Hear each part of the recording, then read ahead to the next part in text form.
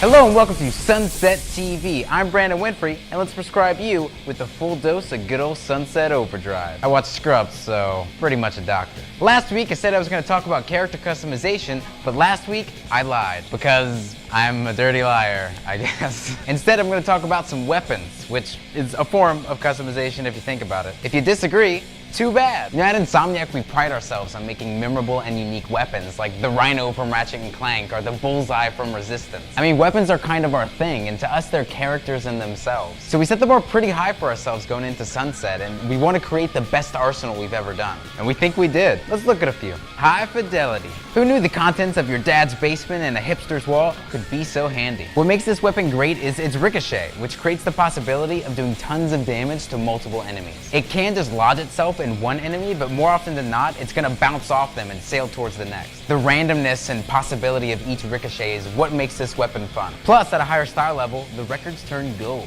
Switch it up! Remember that creepy robot teddy bear in AI? Remember I used to fantasize about strapping it to a stick of dynamite and giggling as you watch the carnage of flames and cotton explode before your very eyes? Just me?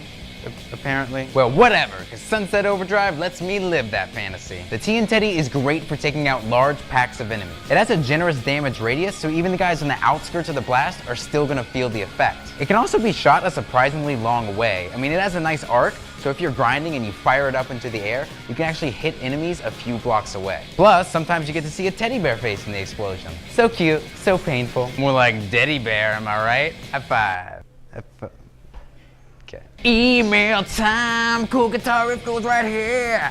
We don't have a theme song yet, so I'm just experimenting. Kyle asks, is there more than one button for melee, and are there melee combos? Melee is only on one button, but you can augment it with amps. Plus, you can do massive ground slams and even melee while grinding. So while there isn't a combo system for melee per se, it is heavily customizable. Robert ponders, how will single player be different from multiplayer? Well, it's in a lot of ways, mainly that the single player has a huge campaign with tons and tons of side content to do. We'll get more into the story stuff soon. Thank you so much for watching Sunset TV. Got questions? Got insults? Shoot them to sunsettv@insomniacgames.com and we'll blankly stare at them. Be sure to subscribe because next week we're going to talk about something I'm not committing to because look what happened last time.